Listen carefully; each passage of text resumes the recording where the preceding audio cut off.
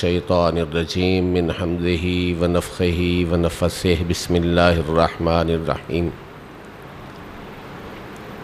انا انزلناه فی لیلۃ القدر وما ادراک ما لیلۃ القدر لیلۃ القدر خیر من الف الشہر تنزل الملائکۃ والروح فیہا بإذن ربہم من کل امر سلام ہی حتی مطلع الفجر۔ قال النبی صلی اللہ علیہ وسلم خیرکم من تعلم القرآن وعلم۔ بڑی ہی بابرکت یہ مجلس ہے اور سامعین کے لیے تو یہ اعزاز کا باعث ہے۔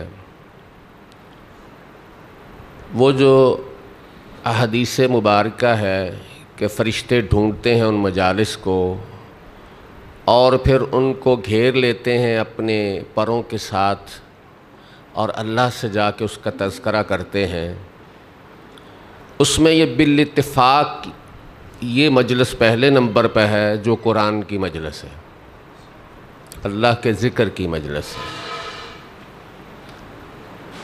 اور اس مجلس کے سامعین تو بڑے خوش قسمت ہیں، یہ ننھے نونہال یہ بڑے خوش قسمت ہیں، لیکن اس کے ساتھ ان کے ورثاء بھی بڑے خوش قسمت ہیں۔ نبی علیہ السلام کا یہ جو فرمان میں نے آپ کے سامنے پڑھا ہے کہ خیرکم من تعلم القرآن وعلم، کہ دو ہی گروہ خیر پر ہیں، یا تو یہ سیکھنے والے یا سکھانے والے، اور تیسرا گروہ خطرے میں ہے۔ اصل میں یہ ہم مسلمانوں کے ساتھ ایک سازش ہوئی ہے کہ ہنر کو علم بنا کر پیش کر دیا اور اس کو اتنا بلند مقام دے کر اس کی اتنی جو ہے وہ چمک دمک دکھا دی کہ یہ نونہال تو سمجھتے نہیں۔ ہم وارث والدین جب بچہ پیدا ہوتا ہے 3 سال پلس کی عمر میں آتا ہے، جب انگلی چھوڑ کے والدین کی چلنا شروع ہوتا ہے، جب تھوتلی زبان سے ذرا نکلتا ہے تو ماں اور ابا یہ خسر پھسر شروع کر دیتے ہیں کہ اب اس کو کس سکول میں ہم نے داخل کروانا ہے۔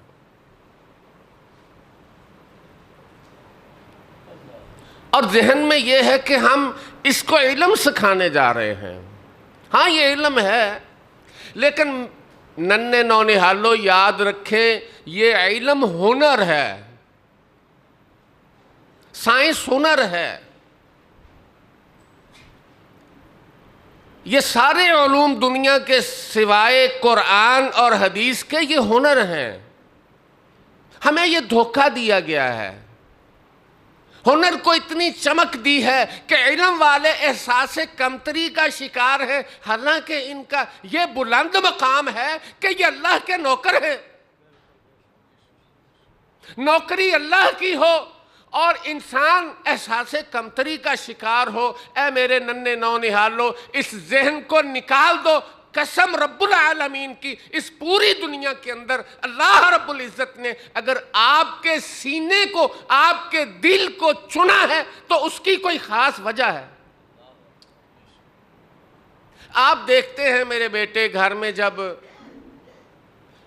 آپ کی ماما، آپ کی بہنا وہ جب کھانا بنانے لگتی ہے، جب وہ صاف ستھرے برتن میں آٹا گھونتی ہے، پھر اس کی روٹی بنانے لگتی ہے، روٹی بنانے سے پہلے ایک برتن تیار کرتی ہے، وہ صاف قسم کی، وہ جس کو ہم چھابی کہتے ہیں پنجابی میں، اس کے اندر ایک صاف کپڑا جس کو پونا کہتے ہیں وہ رکھتی ہے۔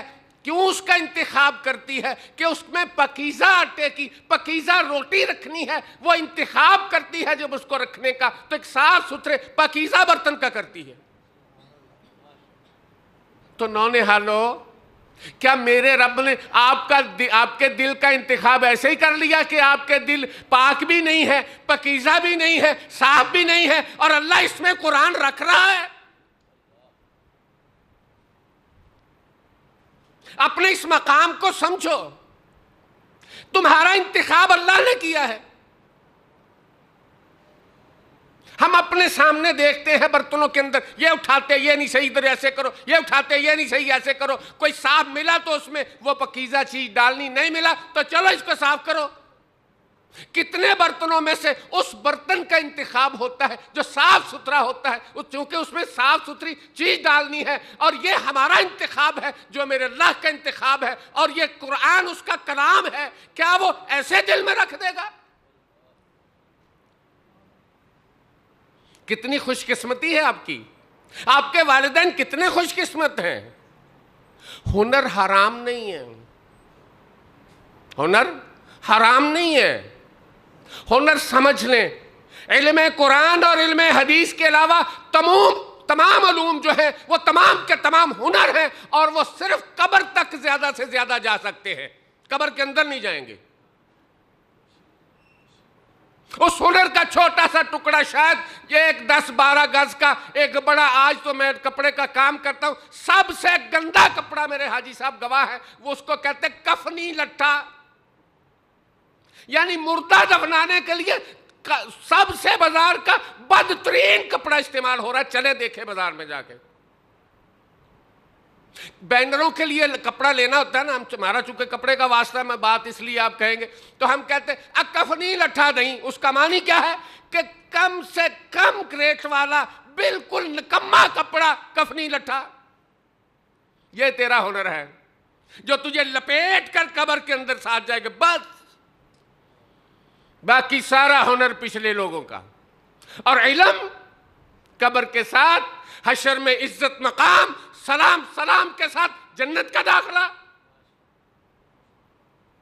سو آپ خوش قسمت ہیں، ہماری خوش قسمتی ہم اس مجلس میں ہیں جس میں ابر رحمت برس رہی ہے۔ تو محترم نوجوانوں، یہ بات بھی یاد رکھنا، حضرت سامرہ بن جندب رضی اللہ تعالیٰ عنہ نبی علیہ السلام کی خواب بیان کرتے ہیں۔ اس خواب میں ایک ٹکڑا یہ بھی ہے کہ جو رات کی نماز پڑھے بغیر سو جاتا تھا، اس رات خواب میں محمد رسول اللہ صلی اللہ علیہ وسلم، رسولوں کے خواب سچے ہوتے ہیں، اس میں دیکھا کہ ایک شخص ہے، کچھ افراد ہیں جن کے سر پتھر نیچے ہے اور پھر سر ہے، پھر اوپر پتھر کے ساتھ کچلے جا رہے ہیں۔ پوچھا رسول اکرم صلی اللہ علیہ وسلم نے، یہ کون لوگ ہیں؟ فرمایا ان میں کچھ لوگ وہ ہیں جو رات کی نماز پڑھے بغیر سوتے ہیں، اور کچھ وہ لوگ ہیں جنہوں نے اللہ کے قرآن کی قدر نہیں کی، اللہ نے ان کے دل میں ڈالا لیکن انہوں نے اس کو نکال دیا، بھلا دیا۔ حضرت عبداللہ ابن مسعود کہتے ہیں، قرآن کو جب تک باندھ کے نہیں رکھو گے، یہ سب سے زیادہ جلدی بھاگنے والا ہے تمہارے اندر سے، کھلے ہوئے اونٹ سے زیادہ تیزی سے بھاگنے والا ہے یہ۔ تو اس لیے کبھی ساری زندگی احساس کمتری نہ آنے دینا اپنے۔ آپ کو نوکری کس کی ملی ہے؟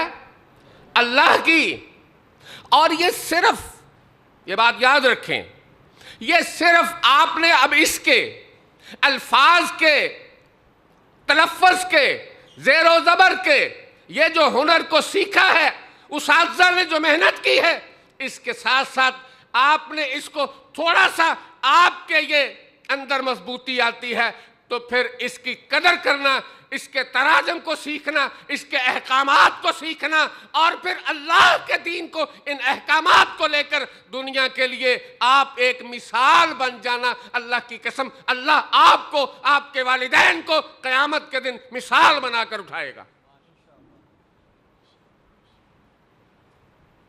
سو اس لیے یہ ہنر اور علم کی میں نے بات کی ہے۔ آپ بڑی سے بڑی سائنس، کوئی ملینئر، کوئی اس کا ملازم، کوئی ذمہ دار، بہت زیادہ زمینوں کا مالک، کوئی اس کا جو ہے وہ کام کرنے والا، یہ سب کے سب، تمام کے تمام، ہمارے کوئی تاجر ہوں، وہاں کوئی سر پہ کپڑا اٹھا کر، وہ پانڈی جس کو کہتے ہیں، محنت کرنے والا ہو، یہ تمام چیزیں ہنر میں آتی ہیں۔ یہ ہنر اس لیے ہے کہ یہ ڈھانچہ مٹی کا بنا ہوا، اس کی ضرورت جو ہے وہ اللہ نے ہنر میں رکھی ہے۔ یہ حلال ہے۔ میرے نبی صلی اللہ علیہ وسلم نے بکریاں چرائی ہیں، نبوت میں تجارت کی ہے، قبل از نبوت تجارت کی ہے، قبل از نبوت بکریاں چرائی ہیں، تو یہ ہنر ہے، حلال ہے۔ لیکن کب تک حلال ہے؟ جب تک یہ علم کے تابع رہتا ہے۔ ہنر بھی اس کا ہی کام آئے گا، یہ ہنر بھی، یہ بھی ایک جو ہے وہ مٹی سونا بن جائے گا اگر آپ کے پاس یہ علم ہے قرآن کا۔ ورنہ ہنر رزق حرام، تمیز نہیں ہے۔ تو یہ علم جو ہے یہ بہت بڑی دولت ہے۔ رسول اکرم صلی اللہ علیہ وسلم کا فرمانا کہ خیرکم من تعلم القرآن وعلم، دو ہی گروہ، یا قرآن پڑھنے والا یا قرآن پڑھانے والا، یا دین سیکھنے والا دین سکھا۔ اللہ نے اس کی عزت کتنی رکھی ہے۔ ایک گاؤں کے اندر میں آپ کو حوصلہ دینا چاہتا ہوں، آپ کے والدین کو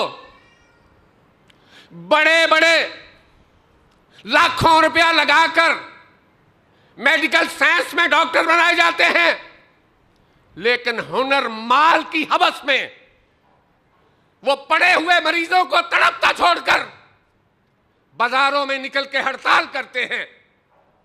میرے بیٹو، اپنے بڑوں سے پوچھ لینا، کبھی مسجد کے مولوی نے بھی ہڑتال کی ہے؟ کبھی مدرسے کے استادوں نے بھی ہڑتال کی ہے؟ کبھی اللہ نے ان کو بھی کوئی کمی دی ہے پیٹ کی؟ یہ ہنر کی جتنی ہوس بڑھتی ہے،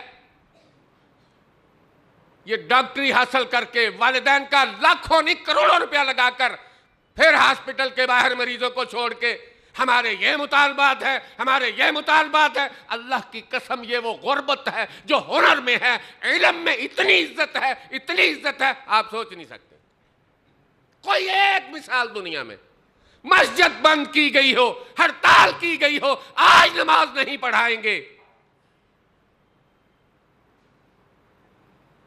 میں مثال دینے لگا تھا، اللہ اپنے نوکر کو کتنی عزت دیتا ہے۔ ایک مثال دیتا ہوں چھوٹی سی۔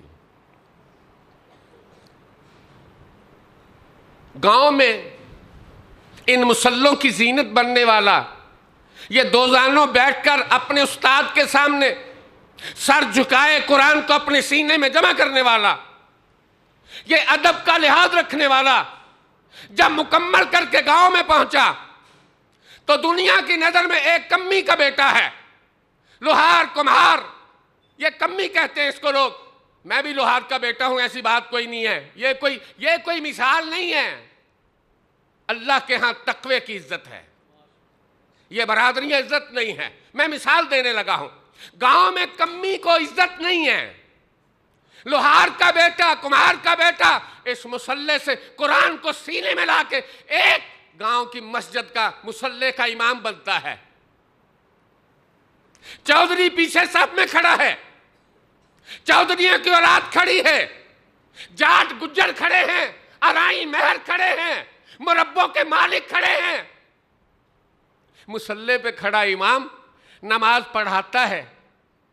اللہ کہتا ہے میرے حبیب ان کو بتا دے، میرے نوکر کے سجدے سے سر اٹھانے سے پہلے جس نے سر اٹھایا میں گدھے کا بنا دوں گا۔ تیری عزت تو اپنے رب سے پوچھ،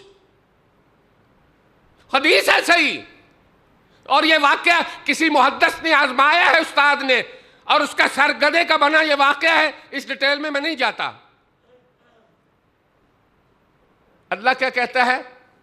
اور چودھری مربیاں نے مالک تو میرے مسلے دے میرے نوکر نو کمی دا پتر سمجھے، تو ذرا سیر چوکتے صحیح ہے تو پہلو جے کھوتے دے نہ بنا دا میں انہوں رب کنے کہنا ہے۔ محترم بیٹو، یہ قرآن برکت ہے، یہ رب کا کلام ہے، یہ ہر سینے میں جمع نہیں ہو سکتا۔ اللہ کا انتخاب ہے، یہ دنیا کا انتخاب نہیں ہے، یہ میرے رب کا انتخاب ہے۔ قرآن رب نے بھیجنا تھا، قرآن رب نے دل میں جمع کرنا تھا، انتخاب آپ کر لیا، میں قربان جاؤں اس نے انتخاب پر، اور مبارک ہے آپ کے والدین کو۔ لیکن میں یہاں پر ایک نصیحت بھی کرنا چاہتا ہوں، نصیحت میں ایک مثال کے ساتھ اب رکھتا ہوں. آپ ننھے پھول ہیں نا، ابھی ڈالیاں کمزور ہیں، ابھی ہوا سے ادھر کو بھی لڑکیں گی، ہوا سے ادھر کو بھی لڑکیں گی. زمانے کے نشیب و فراز سے آپ کبھی ادھر کو جائیں گے، کبھی ادھر کو جائیں گے. جب تک آپ کے مضبوط تناور یہ ٹہنیاں ہو نہیں جاتی، اس وقت والدین کی ذمہ داری ہے کہ آپ کا خیال رکھیں. لیکن آپ کو میں ایک نصیحت کرتا ہوں، میری یہ آخری مثال، میں بات کو بند کرنے جا رہا ہوں. آپ میری اس بات کو سنیں، اپنے دل میں جگہ دینا. آپ مکھی کو جانتے ہیں؟ جانتے ہیں بیٹا؟ سالن میں پڑ جائے تو پلیٹ سائڈ پہ، ٹھیک ہے؟ اللہ اکبر. اور ایک مکھی شہد کی ہے، 2 مکھیاں ہیں. وہ بھی اللہ نے بنائی ہے، وہ بھی اللہ نے بنائی.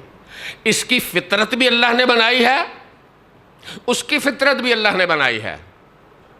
اور اس کی فطرت اتنی خوبصورت کہ قرآن میں اللہ نے ذکر کر دیا، جیسے آپ کا کیا ہے نا.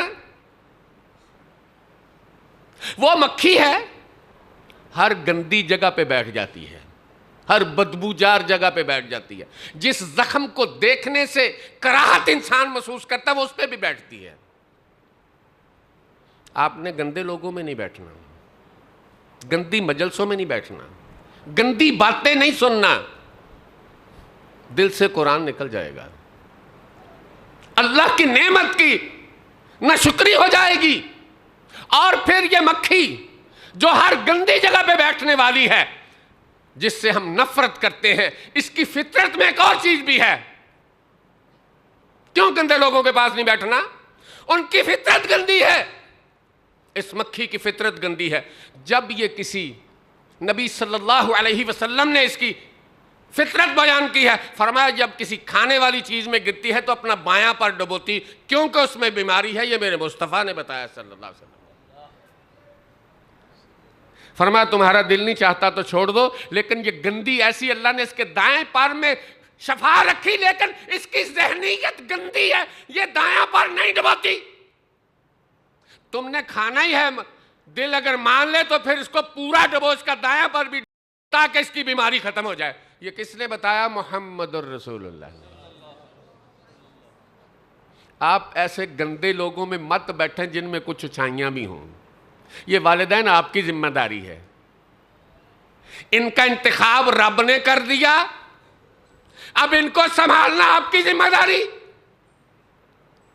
ایک شہد کی مکھی ہے،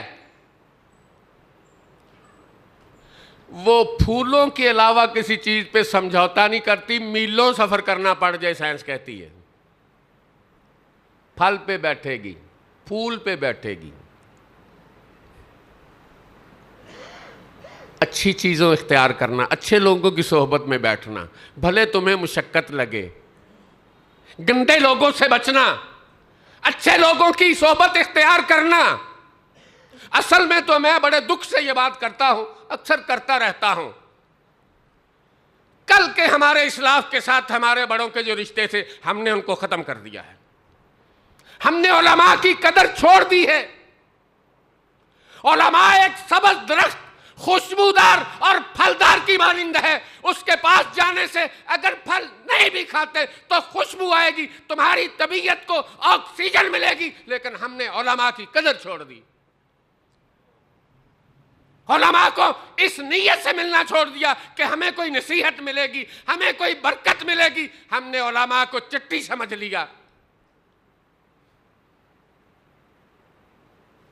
ہمارے حلقوں میں، ہمارے اسٹیج پر اتنی عزت مولوی کو نہیں دی جاتی. ایک میں نے تقریب بخاری دیکھی، اس میں ایک سیاسی بندہ آیا، سارے ہی کھڑے ہیں، علماء کے لیے کچھ نہیں. وہ سیاسی گند ہمارے ملک کا، اس کے لیے لوگ اپنی عزت سمجھتے ہیں. میں ان علماء سے حیران ہوں. تو خیر چھوڑیں، یہ میں آپ کے ذہن تک بات رکھتا ہوں. تو بیٹا آپ نے مشقت کر لینی ہے، وقت لگا دینا ہے. کہاں بیٹھنا ہے جا کے؟ کہاں بیٹھنا ہے؟ اچھے دوستوں میں، اچھے لوگوں میں. جب تم وہاں سے آؤ گے پھر لوگوں کو اچھائی ملے گی. مکھی جب میلوں سفر کر کے پھول کا رس چوس کے، پھل کا رس چوس کے اپنے گھونسلے میں آتی ہے، لوگوں کے لیے شفا پیدا کرتی ہے. پھر تم اپنے والدین کے لیے، اپنے احباب کے لیے، اپنے ارد گرد کے لیے ایک مثال ہوگے اور لوگوں کے لیے دین کی شفا کی مثال بنو گے. اس مثال کو زندگی بھر بھولنا ہی آپ نے. یاد رکھیں گے؟ ہم نے گندی مکھی، کون سی مکھی بننا جس کا قرآن میں ذکر ہے؟ اس میں تکلیف ہوگی، مشقت ہوگی، لیکن کیا کرنا ہے؟ یاد رکھیں گے بیٹا؟ انشاءاللہ. بیٹا یہی ہماری انشاءاللہ. اور یاد رکھیں، اللہ اپنے بندوں کو کبھی ضائع نہیں کرتا. شیطان مایوس ضرور کرے گا آپ کو، لیکن اللہ ضائع نہیں کرے گا. اللہ ضائع نہیں کرے گا انشاءاللہ. تو اس لیے یہ نبی صلی اللہ علیہ وسلم نے ایک حدیث بیان کی ہے. میں ذرا والدین کے لیے عرض کر دوں، پتہ نہیں کتنے کے موجود ہیں کتنے نہیں. تو میں اپنے بیٹوں سے یہ وعدہ لینا چاہتا ہوں کہ یہ حدیث گھر جا کے سنائیں گے آپ. پکی بات ہے؟ سنیں پھر. محمد رسول اللہ صلی اللہ علیہ وسلم فرماتے ہیں کہ تم اچھے لوگوں میں بیٹھا کرو، اچھی صحبت اختیار کرو، برے لوگوں سے بچو، بری صحبت سے بچو. یہ حدیث رسول ہے. پھر آپ علیہ السلام نے مثال دی. فرمایا اچھی مجلس، اچھی صحبت خوشبو والے کی مانند ہے. یہ یاد کر لیں، میں بہت آرام سے سنا رہا ہوں. اس کو آپ اپنی ماما کو بھی سنانا اور بابا کو بھی سنانا. یہ علاج آپ کا ہے، لیکن جا کے بتانا کن کو ہے؟ گھر والوں کو، تاکہ وہ آپ کا علاج کرتے رہیں. ٹھیک ہے؟ یہ علاج محمدی ہے صلی اللہ علیہ وسلم. والدین کو آنکھیں کھول کے رکھنی چاہیے. اللہ کے احسان کا شکر مند رہنا چاہیے، شکر گزار رہنا چاہیے. فرمایا اچھی مجلس، اچھی صحبت خوشبو والے کی مانند ہے، اور بری مجلس، بری صحبت لوہار بھٹی والے کی مانند ہے. ہم دیکھتے تھے چھوٹے ہوتے، میرے بابا بھی کہتے تھے اس کو گماؤ بھائی. اس سے ہوا آتی تھی، پھر آگے وہ کوئلے جل رہے ہوتے تھے، اس میں لوہا رکھ کے تو وہ اس کو پھر لال کرتے تھے، اور اس آگ سے ہوا کے ساتھ چنگاریاں اڑتی تھیں، دھواں اڑتا تھا. میں نے بتایا میں بھی لوہار کا پتر ہوں. بچپن میں ہم نے یہ دیکھا، اپنے نبی کی بات کو سچ پایا.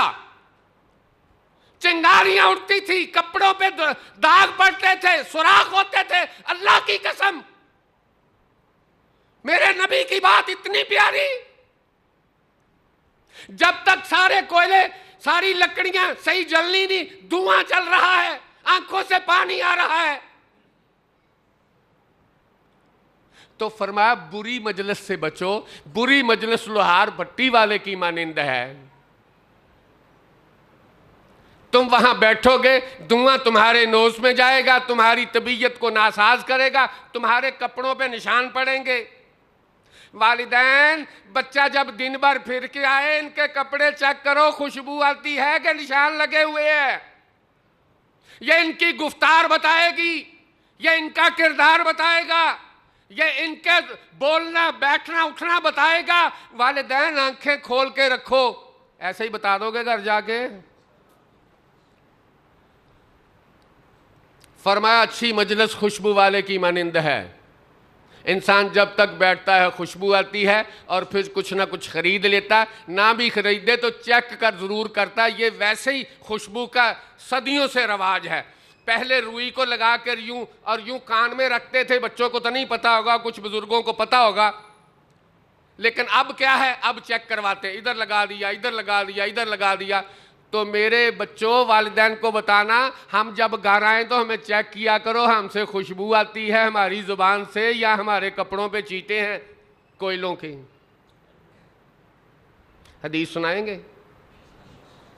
ਡਰਿਓ ਨਾ ਵੀ ਸਾਡੇ ਕੰਨ ਫੜਾਏ ਜਾਣੇ। बेटा ये बहुत बड़ी दौलत है जो आपको मिली है। मैं अल्लाह से दुआ करता हूँ, या अल्लाह जैसे तूने इंतखाब किया इस इंतखाब में बरकतें डालते रहना और ख़ात्मा बिल ईमान कर देना।